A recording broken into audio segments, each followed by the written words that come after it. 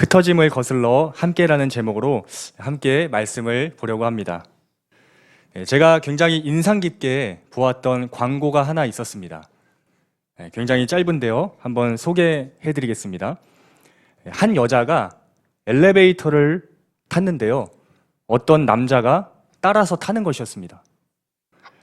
그래서 여자는 조금 꺼림직하게 느꼈지만 별것 아니라고 생각하고 그냥 자기가 가려고 하는 층수를 눌렀습니다. 근데 이 남자가 층수를 누르지 않고 그냥 가만히 서 있는 거예요. 이상하다고 생각한 이 여자가 엘리베이터 문이 열리자마자 곧장 자기 집으로 막 얼른 뛰어갔습니다. 이 남자 어디로 갔을까요? 네, 다 알고 계시네요. 네. 그 남자도 자기 집으로 갔답니다. 그러니까 어떻게 된 거죠, 이게? 네, 같은 층에 사는 옆집 사람이었던 겁니다. 네, 저는 이 광고를 보면서 사람들이 참 서로 간의 관심이 많이 예전보다 못하구나. 사람들이 서로를 얼마나 모르고 살아가는가, 그런 것들을 보았습니다. 네, 여러분은 혹시 옆집에 누가 살고 계신지 알고 계십니까? 네, 다행이십니다.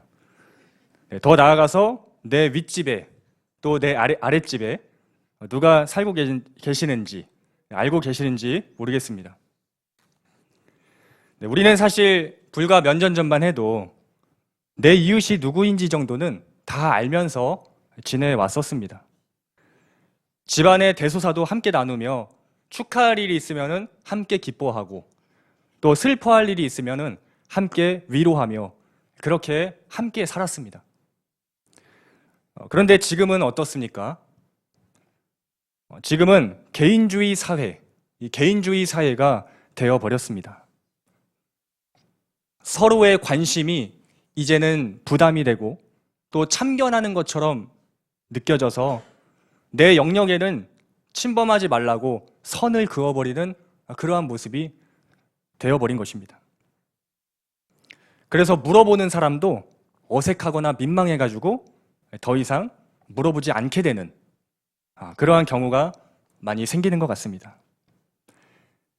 물론 그 사람 입장에서도 생각을 한번 해봤어요. 왜 이렇게 선을 그을까?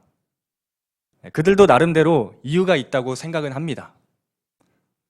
사실 비밀이라고 했는데 이미 남들이 다 알고 있을 때 배신감과 분노는 이루 말할 수가 없을 것입니다.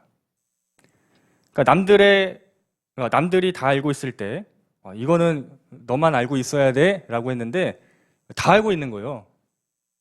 이럴 때 굉장히 배신감과 그런 상처가 생길 수 있는 거죠. 그러니까 입이 사실 너무 가볍다. 입이 너무 가벼운 것이죠. 근데 입만 가벼운 것이 아니고 험담까지 한다면 이것이 참 큰 문제다라고 생각을 합니다. 그래서 이제 선을 그으려고 하는 것이죠. 이런 사람들을 네 글자로 제가 예전에 한번 했었는데 뭐라고 하시는지 아십니까? 백설공주라고 기억나시는지 모르겠습니다. 이게 뭔지 줄임말인데요. 뭔지 아세요? 따라서 한번 해주시면 감사하겠습니다. 백방으로 설치는 공포의 주둥아리. 이게 백설공주라고 합니다. 여러 목사님들께서 이 백설공주를 이야기를 하시더라고요. 옆 사람과 함께 은밀하게 한번 물어보시기 바랍니다. 너 혹시 백설공주 아니지? 한번 우리 학생들도 백설공주 아니지? 이처럼 내 이야기를 남들이 알고 또 안 좋게 말하는 것이 싫어서 선을 그을 수 있습니다. 물론 이런 경우에는 이 남들의 관심에 대한 그 주의가 분명히 필요하다고 생각을 합니다. 될 수 있으면은 그 사람에게는 말을 아끼거나 피하는 것이 또 좋다고 생각이 들고요. 왜냐하면 너무 상처를 받거나 또 실망할 수 있는 경우가 생기기 때문입니다. 잘 분별할 수 있어야겠죠. 내가 이 이야기를 이 사람한테 꼭 해야 되는가, 그런 것들. 따라서 일부러 남들을 험담하려고 하는, 그래서 관심을 갖는 사람들은 멈춰야 될 것입니다. 하지만 지금 제가 말씀을 통해서 말씀드리고 싶은 것은 이러한 험담하기 위한 그런 관심이 아니라 사랑의 관심입니다. 사랑의 관심. 정말 나를 걱정해줘서 해주는 관심에 대해서는 우리가 마음을 열고 소통해야 한다라는 것입니다. 세상은 점점 개인주의화 되어가고 있다는 것을 잠깐 보았는데요. 교회에도 이 개인주의가 되어간다면 하나님께서 원하시는 그런 모습의 교회로 성장하지 못할 것입니다. 우리가 사도신경을 고백할 때도 그 대목이 있지 않습니까? 성도가 서로 교통하는 것과, 여기서 말하는 교통이라는 것이 무엇입니까? 세상에서의 단순한 침묵이 아니라 믿음 안에서의 깊은 나눔을 의미하는 것입니다. 바라기는 오늘 말씀을 통해서 우리가 서로에게 더 사랑에 관심을 갖고 이 사랑을 또 나눌 수 있는 중앙교회가 될 수 있기를 간절히 소망합니다. 오늘 말씀의 배경을 좀 보고자 합니다. 히브리서의 수신자들, 그러니까 이 히브리서를 받는 자들, 어떤 사람들인가? 유대교에서 개종한 기독교인들이었습니다. 그러다 보니까 유대인들이 보았을 때 이 사람들은 어떤 사람들이었을까요? 유대인에서 기독교로 개종을 했어요. 유대인들이 기독교인들을 어떻게 보았을까? 배신자 내지 이단, 이렇게 취급을 했을 것입니다. 따라서 유대인들은요, 그들을 자기 공동체로부터 단절시켰습니다. 유대인 사회 속에 활동하지 못하게 했으므로 경제적인 그런 부분도 분명히 타격이 있었을 것이다 생각이 들고요. 게다가 유대인들뿐만이 아니라 로마 제국, 이 로마 제국 밑에서 기독교 박해가 점점 심해지고 있는 그런 상황이었습니다. 당시에 로마의 황제가 아마 이제 네로 황제였다고 보여지는데요. 이 로마의 대화재 사건, 이 대화재 사건이 발생했을 때 네로는 그 책임을 기독교인들에게 덮어 씌웠습니다. 그래서 잔혹한 방법으로 그들을 죽였는데요. 예를 들면 십자가형, 화형, 또 맹수에게 던져지는 등 로마 사람들에게도 굉장한 핍박을 받았습니다. 그러니까 기독교인으로서 살아가기 위해서는 여러 가지 장애물들을 극복해야 되는 그런 상황이었던 것입니다. 그러다 보니까 개종자들이 어떤 생각을 할 수 있을까요? 유대와 로마의 핍박 속에서 교회의 모임을 피하거나 심지어는 신앙까지 버려야 하는가? 그러한 생각을 하게 된 것입니다. 또다시 내가 개종을 해서 유대교로 돌아가야 할까? 유혹을 받았습니다. 그러니까 이것이 히브리서의 수신자들, 받는 자들이 처한 상황, 처한 배경이라고 할 수 있습니다. 이렇게 힘든 상황 속에서 이 히브리서 기록자는 어떻게 권면하고 있는가? 그것을 저희가 짧게 보도록 하겠습니다. 23절을 보면은 기록자는 우리가 믿는 도리의 소망을 굳게 잡자. 우리가 믿는 도리의 소망을 굳게 잡자. 이렇게 말씀을 합니다. 우리가 믿는 도리의 소망. 이것이 무엇인지 알기 위해서는 앞절의 내용을 조금 보아야 되는데요. 다음과 같은 내용입니다. 예수님의 피로 인해서 우리는 하나님 앞에 담대히 나아갈 수 있는 길이 열렸다. 그 길은 예수님의 몸을 통해서 휘장을 찢고 열어주신 새로운 살길이며 우리는 깨끗한 마음과 정결한 몸으로 하나님 앞으로 나아갈 수 있게 되었다. 그러니까 쉽게 말하면 예수님 덕분에 우리가 하나님께 직접 나아갈 수 있는 길이 열렸다. 그래서 우리가 영원한 생명을 소망할 수 있게 되었다. 이것을 우리가 굳게 잡자라고 먼저 이야기를 했던 것입니다. 그러니까 우리도 마찬가지죠. 어떤 상황이 오더라도 우리가 예수님 덕분에 하나님께 나아갈 수 있는 이 사실만 기억하더라도 어떠한 상황 가운데에도 우리가 이겨낼 수 있고 또 견뎌낼 수 있어야 할 줄 믿습니다. 네, 예수님 덕분에 우리는 하나님께 나아갈 수 있는 소망이 있다. 이 사실을 붙잡고 흔들리지 않는 가운데 우리가 직접적으로 이제 해야 될 일이 무엇인가? 24절을 보시면은 서로 돌아보아 사랑과 선행을 격려하는 것입니다. 우리 따라서 한 번만 해주시면 감사하겠습니다. 서로 돌아보아 사랑과 선행을 격려하는 것. 사실 이 부분이 제가 서론에서 말씀드렸던 부분인데요. 서로에게 관심을 갖는 것입니다. 사랑의 관심. 공동체 안에서 누가 아파하고 힘들어하고 있는가 우리가 눈여겨보고 먼저 다가가는 것입니다. 네, 오늘도 친구들도 있어서 저희가 이렇게 좀 많이 따라서 해주십사 부탁을 드리는데요. 한번 연습을 한번 옆 사람과 해봤으면 좋겠습니다. 저를 따라서 해주시면 돼요. 옆 사람 보시면서 요즘 교회에서 보기가 힘들던데 혹시 무슨 일이 있으신가요? 아직 안 끝났습니다. 혹시 마음이나 몸이 지치신 건 아닌가 걱정됐어요. 시간 괜찮으시면 이번 주에 커피 한 잔 하면서 이야기 나눌 수 있을까요? 예, 벌써 너무 좋은 것 같습니다. 네. 저는 이거를 이렇게 보면서 이거 따라할 생각 마음이 따뜻해졌는데요. 힘들어하는 성도님이 계신다면 연락과 더불어서 작은 선물을 준비하는 것도 참 좋을 것 같습니다. 사실 구역이 존재하는 목적 중에 하나도 서로 돌아보라고 있는 것이지 않을까 그렇게 확신합니다. 우리 학생들도 마찬가지입니다. 사실 여러분 지난번에 중등부가 많이 왔는데요. 이제 정착하기가 참 쉽지 않더라고요. 진짜 쉽지 않고 그럼에도 계속 하고 있지만은 우리가 참 이게 서로 돌아보는 일이 계속 정말 지속되어야겠다라는 생각이 듭니다. 우리 친구들 요즘 또 나오지 못하고 있는 친구들에게 그 친구들 어디 가면 만날 수 있어요? 학교 가면은 만날 수 있어요.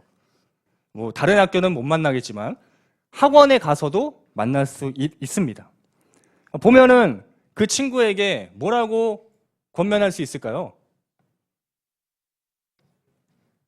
이거 너무 공격적으로 하면 안 되고 부드럽게 요즘 교회에서 잘 안 보이던데 방금 했죠? 어떻게 지내고 있어? 이따가 슬러시 한번 땡길래? 이렇게 여러분 하셔야 됩니다. 같이 해야 돼요. 그래서 그렇게 안부를 전하면서 학생들도 충분히 할 수 있습니다. 우리 부서 지금 많이 못 나오고 있잖아요. 잘 나오는 친구들 지금 못 나오고 있어가지고 목사님 마음이 좀 아픈데 같이 해야 돼요. 자, 제가 그리고 이번 주에 참 이거는 이 권사님의 내용은 이거 진짜 오후 설교 때 한번 해야겠다. 그래서 허락을 받고 지금 말씀을 좀 드립니다. 근데 누구라고 밝히진 않을게요. 너무 제가 가슴이 따뜻했어요. 자, A라는 권사님은 잘 나오지 않는 성도님께 연락을 하셨는데요. 받지 않으셨어요. 그 성도님이. 그래서 다른 권사님들께 그 성도님의 소식을 물어보셨어요. 결국 B라는 권사님이 그 성도님은 요 옷가게에 종종 자주 오신대요.